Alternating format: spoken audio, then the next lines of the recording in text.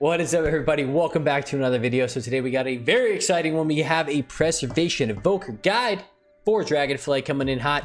Let's preface this video is being made still in pre-patch, so things may be subject to change, but I want to get this guide out to you guys. If anyone was planning on making an evoker for the pre-patch, it comes out on Tuesday, and things so you guys can take forward. If most of this stuff will probably stay the same, let me clarify that, but maybe some things might be tuned here and there. But I want to give you guys a gist on what I have learned. I have played over 40 hours of arena on this character. I've been going very hard on it the last 2 weeks, so I've learned a ton. I want to share with you guys everything I've learned, from talent builds to stats, gear, potential compositions, as well as I'll add in like a level 60 pre-patch thing as well, and then I'm going to finish it off with the commentary on gameplay. Okay, so if you guys do like this type of video, make sure you do like and subscribe, and if you guys do need anything specific, make sure you guys can check below. I'll have the chapters down below. So first things first, we're going to go over the talent builds. Okay, so I have 3 different talent builds I want to share with you guys.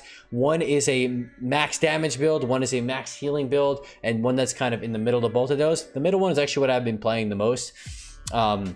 But to give you guys some options, I'm not going to go fully into every talent, but I want to point out some big ones, that what defines that talent build, and like the reasons that I made them. All right, so the first off, I want to go, we'll start with the heavy damage one first. Okay, and we'll do both of them. We'll go to the middle one. So the heavy damage build, some things I want to point out. So for the damage build, we obviously went for I took every single damage talent we can take. So I have this faster disintegrate.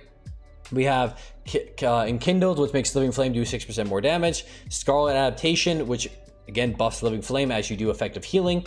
And then going down to this side, we have 4% overall damage, an additional duration on the Fire Breath dot, as well as Unravel, which breaks shields, can do some pretty gnarly shield damage. This is scaled up even higher in Arena. Biggest one right here, AoE Living Flame. This thing is insane. So if you get a max, based on how many levels of Fire Breath you do, your next Living Flame will AoE. And both, when it seems AoE, it means it will do damage and it will heal. It will hit everything, but depending on the level of it. Terror of the Skies, which makes Deep Breath the Sun. Okay, and that's all the damage from this side. And then from this side, we have only 3 talents. We have Life Giver's Flame, which turns Fire Breath into healing. So it kind of allows you to get like a pseudo atonement effect from using Fire Breath. And then Life Force Mentor. This thing is fat. I can't even stress how freaking OP this thing is right now. I don't know what the heck the scaling is, because it's not right. Okay, so it says Living Flame and Fire Breath deal 2% additional damage, or do additional damage to 2% of your max health. The numbers don't match up. Like, just for argument's sake here, like what is we have like 311k health, right? We have 296. So 296 times 0.2% is only about 6k damage. It's doing more like 10k more. It's a lot.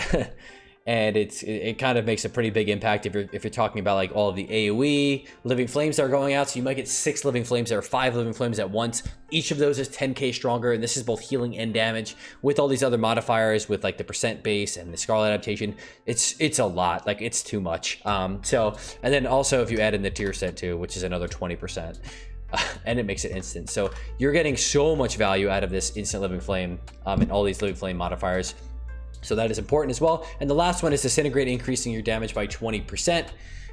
This just makes it kind of worth it to cast Disintegrate. You really don't have that much often, because Disintegrate costs Essence, which you're most often going to be using your Essences on Echo. But in like a 2 scenario, and I was playing some lower MMR games on the beta yesterday with the testing. And when I was playing with lower MMR, I kind of got a good feel about like how I can do a damage rotation. And you have a lot of time to cast Disintegrate. And I think that's going to carry over into like a 2 scenario, where you're not, because your healing throughput is so freaking high on Evoker, that you're going to have the time to kind of put into damage. So I'll show you how I try to go about doing the damage, but most of the damage is going to be coming from 1 Fire Breaths, Living Flames. Typically, I don't ever cast Living Flame. It's always going to be the instant ones. So based on your tier set, Reversion Healing has a chance to give you instant Living Flames and be 20% increased damage and healing. So pretty much all of these, I'm never using it. I'm never hard casting Living Flame unless I literally have nothing to do. But all of my damage is coming from those instant casts. Living Flames. And then Disintegrate, I try not to use my actual essences on them, So like, because they do cost quite a bit. So if I disintegrate this target here, that's 3 essences, and it only costs, I think it costs 2 essences. It costs 2 essences for an echo. An echo is like your biggest heal thing. Like you're going to be echoing all the time. So what I typically like to do is running around this, using this talent, utilizing this talent, Spark of Insight, which is every time you consume a temporal compression, you gain essence burst. Temporal compression is every time you use a bronze spell. So every 4 bronze spells, and echo counts, reversion counts, I think time dilation even counts, right? Time dilation even counts, rewind counts, temporal anomaly counts, all of that stuff counts. And then after you have 4 stacks, you cast any sort of empowered ability, you get an essence burst. Those essence bursts I typically, or is what I'm going to be using for the damage. All right, so that's what I'm trying to do. I'm trying to rotate as many temporal compressions and essence bursts in to get, and every single essence burst I will be using for disintegrate. This is in a damage scenario. Outside of that, I do found you could have, you could opt to change. There is a lot of diversity in builds you can do with this kind of stuff. But I did want to make sure I kept grace period. This thing is fat, man. It's 10% healing with targets with aversion, and it double stacks. So just for a reference, if I reversion myself once, it's going to be ticking for 5,300. If I cancel that, I echo and then reversion myself now. Now I have 2 echoes. Now I'm doing 6,200, and all of my abilities are doing literally 20% more healing.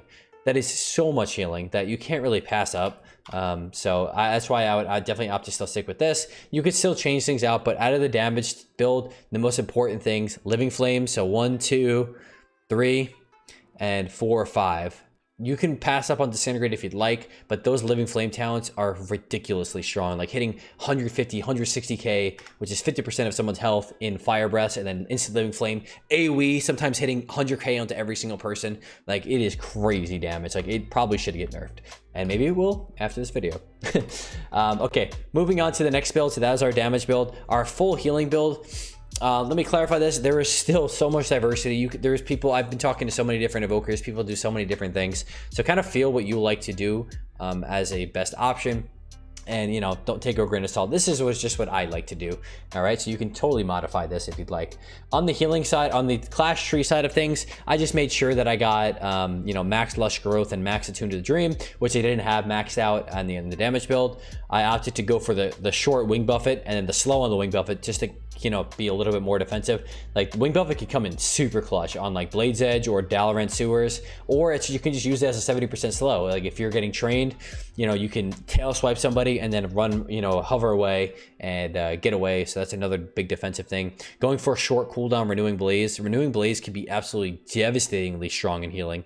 I don't know if it's super devastating, but that's like Devastation, Evoker, Preservation. It could be absolutely preservative when it comes to healing, and you get a shorter cooldown on it, which is phenomenal. You could even opt to go the 20% more increased healing from all sources if you're like a super high damage build or a super high damage game. When it comes to the healing side of the preservation tree, I still personally like Temporal Anomaly. You can opt to get rid of this. I love it because, like, something you can do with Temporal Anomaly is you could throw it. If I see myself possibly in danger, Temporal Anomaly into a wall, right? And then you just sit here in it, and it's just going to be stacking a shield. I've had games where this was literally my top healing.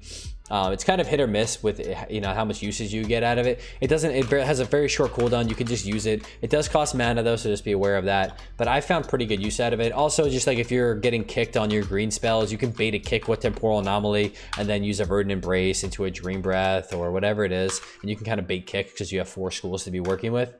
So I did opt to stick with that. Talents you could opt for as well is Stronger Time Dilation. I know a lot of people play this. I didn't because, again, your throughput is so high. I didn't really find the need to it. I went for Empath, so its Spirit Bloom has a faster regen. So as I'm, echo this guy, let's say I echo one more time. And now we've basically used everything, reversion everybody. I could actually even just use a Spirit Bloom, and now it's gonna get my Essence regen even faster. You're combining that with Essence Breaks, your regen. But having the faster regen allows you to use more essences, which allows you to get more Essence Breaks, and in full circle, you're just getting so much more healing and possibly damage output if you're using those Essence Breaks on Disintegrates. So that's why I went for there. On the bottom side, you can totally go for Stasis. A lot of people I feel like almost everyone has played Stasis. I really haven't liked it myself, just personal preference. I mean, this is totally, it could be a very, very, very good heal. And I just didn't, in this build, I didn't know what to give up for it. I don't know if it's worth, maybe you can drop 1 grace period for this, but like I said, grace period double stacks. So, you know, if you have, like just for reference here, if I single target Spirit Bloom this guy, right, 82k, I could echo him and then double reversion him, and then we'll wait for my next one to come around, and we'll see what that's gonna end up doing on there. Outside of that, Dream Flight is actually super good, especially you combine it with Recall. Like some things you're able to do is, like, let's say if I'm trying to kite, I can Dream Flight somewhere. I could wait a few seconds, I could port back. Oh, it says invalid target. That was weird. Maybe I went too far. Then you can Dream Breath. You could port back with that again. Really just so good for kiting on that scenario. So let me use that double reversion this guy, and then I'll Spirit Bomb. So it went from 82k to 99k. That is 20% stronger. It's actually pretty accurate. Yeah, I think so. But yeah, this is very, very powerful to have that grace period. So that's why I do like to stick with it. But you could opt to take some and move some stuff around. Some people also like the shorter cooldown rewind. I found in a lot of games I wouldn't even have time to get 2 rewinds off, and the mini rewind wasn't that great anyway. It felt pretty weak, so I opted to go for that. You could move Exhilarating Burst around for flow state. Totally up to you guys, but again, this is the build that I'm going for on the full healing side of things. I would not recommend going the Spirit Bloom build, so like 1, 2, and 3, I wouldn't even try it. Increasing your max essence, I didn't bother with this because I'm always using my essence. I am never sitting at max essences unless you're in a CC, but you know, slim to none scenario. And then you could also go for Empower Max, Empower Maximum level. This really only benefits Fire Breath and Dream Breath, but honestly, I almost never hold a full Dream Breath. I'm always single stacking it, and Fire Breath I do end up holding, so it would benefit my Fire Breaths, but that's about it. So yeah, that's about it for the healing one. And the last build is an intermediary. So this is basically a mix of the two. This is my favorite build to play so far. So I did go down into Leaping Flames. You do get that massive AoE Living Flame action. So like, just to show you how freaking insane this could be. You know, you cast your Living Flames. Let me see if I can get a big Life Bloom out on here, or not Life Bloom. What you call Living Flame. If I can get a proc here, hopefully, give me a proc within the next 20 seconds. But yeah, going for that, so you still have the options to do some fat AoE damage and healing. But at the same time, you know, you're still allowing yourself to get some healing and not throwing out too much healing. Of course, I'm never going to proc here, whatever, I'll just fat cast it. But doing these like huge AoE Living Flames, and they are both going to heal and do damage depending on, you know, what your location and all that kind of stuff. On the healing side, so I'm still kind of losing 5% healing here and 2% healing here. So that's like the kind of the trade-off for going down this route. I do have all the, like I said, every other damage thing I still have. Going over to here, I stuck with the Life Force Mender for the big Living Flames and the big Fire Breaths. So I do have the damage portion of this, but I'm losing out on some healing where, you know, I'm not going Empath, I'm not going Timeless Magic, but I did want to keep Dream Flight and the Renewing Breath because, you know, after the recent change to Dream Breath, it's pretty freaking strong as a hot, especially if you echo it. And then combining that with Dream Flight has been pretty freaking clutch, not only as a massive hot, but as just a really good mobility thing and be able to kite with it. It's just, you know, the mobility is just phenomenal. Okay, moving on to PvP talents. So those are the 3 builds. PvP talents. Drain Projection, absolutely mandatory. Never not run this.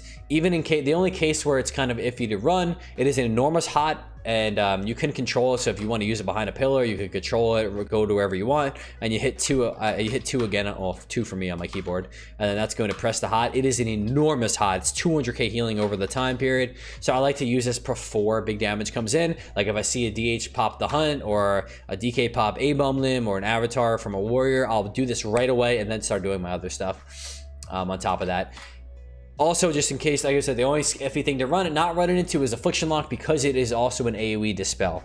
So I still run it into Afflock, and I just try to find moments where like I don't have a UA on myself, and I'll pop it on just one person, so I know I'm not going to get 2 dispels, but I'll get 1, and I'm going to live it.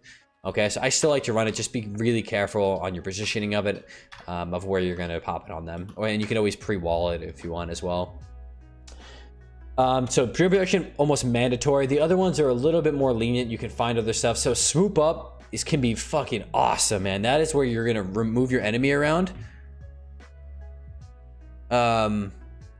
move your enemy around so you can, you know, really, I found cases where using this is really nice is like if you have a rogue or some sort of stun class and you stun the target, and then you, like, let's say this is your target here, he's in the open like this, your rogue kidneys him, I'm gonna swoop and put him back here, right? I like it. Actually, you did that. That's kind of cool. So you can move them around like that and put them behind a corner during a stun and literally crush somebody. And you could easily win games just because of that one ability. So if you have a composition that kind of helps with that out, it's really nice. Just be, you know, it's not the longest range. It's not the same range as Rescue. So just be careful with that. Nullifying Shroud could be very good, especially into like hunter teams and stuff like that. Just know it is purgeable, and mages can spell steal it, okay? So just be aware of that. I would say it is very good into most compositions, but probably not into mages and stuff like that. Mages and heavy purge comps, it's just not really worth taking. Unburdened Flight I do love, actually, against like DKs specifically. DKs and like warriors, things that are like really annoying with you, and you're able to, you know, force out, you know, when you hover away, you don't just get chains of ice and you're like, oh, okay, well, that was something. So it is really nice to have that option and just to be able to kite very, very well. Scouring Flame, I've actually had some good use of as well, especially versus Resto Druids. So it's 1 purge per a power level, and if you're running the big power, so this is the normal power here is 5. If you're running the big power, you even have 6.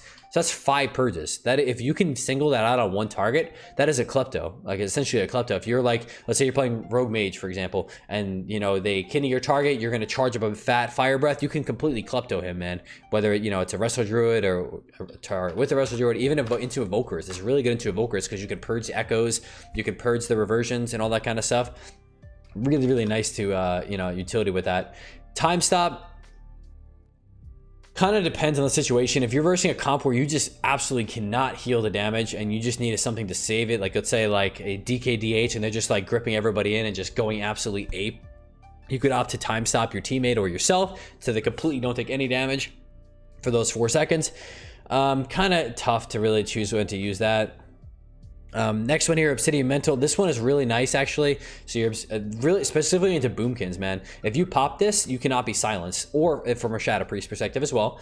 So I was actually played against a boomy, and I got every single root beam. It was actually kind of sick because I mean, most of them are just gonna instant root beam, or if you see them walking towards you, it's like essentially pre-freeding yourself if you're a paladin. So you could wall, and now you're immune to interrupts and silence effects. So it's just kind of cool to have, and pushbacks as well, so you can't get knocked back either. So just another option to use, just so you can, you know, keep your, give you another like defensive option. Chrono Loop, haven't had too good of an option to use this. I think it could be pretty good in like a heavy setup comp where like Rogue Mage, I'm gonna use Rogue Mage for example, it's an easy one to go through. If you know, you do your whole go, you do your double poly, your triple poly maybe, and you just run out of CC, you can Chrono Loop them. And, you know, hopefully the healer's going to pop a big heal into it, and then they chrono loop them back down, and they could possibly kill them on it. So that's another cool option to go for. And I think I precog. I don't really know if it's worth casting this. To be honest, as preservation, you have 4 schools to cast, and I almost never juke. Only time I'll juke is like Sleepwalk on your CC. That's the only time I'll juke on something. I almost never juke. I'll just get kicked on purpose on like a different school and then cast another school. So that's usually what I'll end up going for on that. So that is it for all of the talents and PvP talents. Sorry, this is going to be a long video, but I want to just get you guys all the info you want to have. When it comes to stats and gear, tier set, you need to run tier set. It is mandatory. The 4 set, what I'm going for is everything but the helm. Unfortunately, the tier set has some pretty shitty stats for PvP. It's pretty much all crit and mastery, no verse. There's only one piece with verse, and it's like not even the main stat. So that kind of sucks. But that 4 set gives you the 20% stronger instant cast Living Flames is everything. Like you guys will notice if you're playing without the tier set, whether it's a pre-patch or before you get it, it is a completely different game without it. Like getting those humongous 100k plus Living Flames for damage and for healing is really, really good, and you never have to cast it. So definitely mandatory. Outside of that, it's kind of up to you, right? So I was kind of taking it how I played Resto Druid, where it's like, kind of feel out the comp and like how you're playing. If you're playing a lot of games and you feel like you just can't heal enough, like the dampening is killing you or whatever it is, run more mastery. If you feel like you want to do more damage, you could go more crit or haste. I opted to go crit. After playing Disc Priest and Resto Druid without any haste and it like not being that bad, honestly. I opted because you don't even cast as Evoker for 90% of the time. You're not even casting. It's more just a GCD thing and a hot thing. But crit also, you know, crit extends your reversions based on your 2 set. So if you have high crit, I mean, it's actually not the end of the world, because every time you get a crit, your reversion is going to actually increase as well in duration. And you know, you're going to be having a ton of these reversions out. And you know, when it comes to doing damage, being able to crit some of these fire breaths and these living flames, like that could straight up kill somebody because you crit. So I opted to go for crit, very heavy on it. So all my offsets are crit. They did add this crafted set, by the way. I think this is I don't know if you need crafting for this. I don't know, but this is an additional 5% CC reduction, and it's the same eye level as all the other PvP gear. So definitely gonna want to get your hands on one of these. Outside of that, like I said, you can either go crit or mastery. Mastery would be more healing. Crit's going to be kind of more damage and some healing. And so it's kind of up to you to find that. You can even go like in the middle, where you run some mastery gear, some crit gear. If you totally don't like playing with haste, go more haste. But it's like not one stat is like actually insane. Like, you know, some other classes might feel like haste is just the only choice or whatever it is. I felt like everything had a good option. But what I did is you get so much mastery from your tiers that I ended up just going full crit on the off pieces. Like I still have quite a lot of mastery anyway. I have 1600 mastery without even taking any pieces with it. And I went for everything else with crit. You can full stack mastery and do an enormous amount of healing, but you know, you might do over healing. So kind of up to you on that end. Because our talents, we got that. Compositions, okay? So compositions, I can't really say for sure. But honestly, you're going to be extremely versatile. It's going to be kind of like how Mistweaver has been in the past, where like because your healing throughput is so high, it doesn't really matter the comp that you play because you freaking heal so much. Your damage portion is so easy to do damage. Like all you really have to do is press Fire Breath and then press your Living Flames when they proc. Like that's it. So it just doesn't really matter. Like what I think you're going to probably excel in is something that kind of utilizes your ability to dampen well, or your ability to move people around a lot and help them out with mobility. So I think Shadow Play might be pretty good for it. We'll talk about threes comps. So like Warlock, Shadow Priest, I think will be good. Anything heavy dampener, especially like maybe a DK Warlock might be very good. DK might be very good. It's kind of hard to say right now what the best comps are. I feel like literally everything's going to work. You might even work well with like warrior comps, like in 2s, for example. I think you might do, and also you do have a Fear DR, so just be aware of that. If you like heavy stack, like Shadow Play, for example, maybe it's not the best option. Maybe like a Resto Shaman might be better. I don't know. Just because you're sharing DR with Fears and clones. But yeah, so I think even that, like, what was I say? Oh, warriors and 2s being able to, you know, swoop targets to help to bring them to them, or rescue targets, you know, use rescue on your warrior and bring them across the map to bring them to the target. That kind of stuff might be nice. And then vice versa, if you're playing with a caster like a mage, for example, as you'll see in the gameplay video I'm going to have later on, you can bring your person literally across the map around 2 pillars potentially. And it could be, you know, game changer in changing in terms of like moving your characters, your teammates around, essentially just playing chess. Oh, also, sorry, I completely forgot about this. On the PvP talents, they got rid of the wall ability, which kind of sucks, but it says they're going to bring it back in a later update, so hopefully they bring that back. I loved running that. I ran it all the time. Yeah, so composition is really kind of up in the air. I feel like literally anything is going to work. Honestly, just play with whatever class you have teammates for, and you know, things that just do a lot of damage, because you're doing a lot of healing, and if you can last long enough, you're gonna be crushing it. All right. Did I miss anything else? I got talents, gear, stats. Yeah, okay, that's about it. So on that, and then when it comes to the level 60 build, I'm gonna leave a link to it. I have a build that I made for level 60 for pre-patch for you guys. I'm not gonna go crazy in depth that because that's only the next 2 weeks, but I'll leave a link to that down below. And last but not least, I want to end with a gameplay overview and kind of a commentary of what I do in a game, so you guys can get a good feel about what's going on. All right.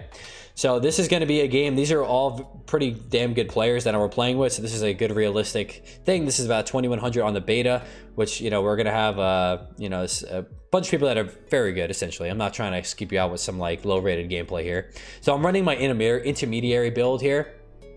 And in every single game, what I do out of the gates is pre-echo people, okay? Typically, I'm going to 2 echoes because then you're kind of on cooldown. So I'll throw a temporal anomaly out there And then after the temporal anomalies cast, I'll have time to do that other echo, and then I'll try to wait a second and then I'll reversion the target that I think they're gonna go. I think they're gonna go mage, so he has double reversion, but everyone has reversions. We have temporal anomaly going. I end up going for a sleepwalk off the bat with my hover just because we had mass invis. But when it comes to in the middle of these games, now that he's hotted up, I'm kind of just chilling. Any sort of downtime, I want to echo and stack up those temporal compressions to get essence breaks, right? So I end up going for a wall off here. Again, the wall, I know the wall's not in the game right now, but it's pretty insane. And your damage option, what I've actually used, tip the scales, is like your NS, and it makes your next empower ability instantly. I almost always used it for fire breath. I'm not gonna lie. Like, the impact of a big fire breath is so much more than a big dream breath. I mean, if there's situations where it's clutch, you have so much healing potential that you really don't need it. And I found like the dampening scales up so high that sometimes it was better just to do damage than it is to do healing with it. So I did an AoE fire breath here, and ideally I want to have a living flame proc already ready to go. And you know, here we go again, we're echoing, and then verdant embrace is your other ability. So echoing and reversion, when when shit's just like low damage, you're not really doing much. As damage scale is a little higher, we're going to be using verdant embrace. Okay, again, always try to echo. You want to be weaving echoes every single ability. If you have time, multiple echoes, and then use the ability. All right. And also another thing you want to take advantage of, the reason I do it in that order is because of this ability here, this red wing, that is life bind. What life bind does is it shares your healing. So 40% of the healing is shared between everybody. So if you have reversions on everybody, and then you also echo again, and then now you verdant embrace, now all of that healing from all 5 or 6 of those whatever reversions that are going are now all shared between everybody. So it's an enormous amount of healing throughput that you're able to put through. I've had numerous games where Lifeline is actually my top heal. All right, so damage starts to scale a little higher. I did use time dilation here. I forgot to say that. Time dilation I essentially use as a iron bark. Think about it like a wall. It's going to slow down damage so that we have more time to pop defensives and more time to heal them. Okay, so in between here, in between scenarios like this, right? Again, I'm just echo reversion, echo verdant embrace, echo dream breath. I did not do the best job at utilizing these temporal compressions. Whenever I'm stacked on temporal compression, I want to be using a empower ability so I get another free essence break. So either a dream breath or a spirit bloom or a fire breath. I should be, every time you have every 4th cast of that, pop one of those, get the essence break, get another free echo. In between the son of that, if you are playing with casters, okay, it is also really good to position yourself in spots that you're going to be able to rescue them, okay? So playing with a mage, they're going to see a fucking perfect example right here. So what I do here, okay, let me scoot this back a second here.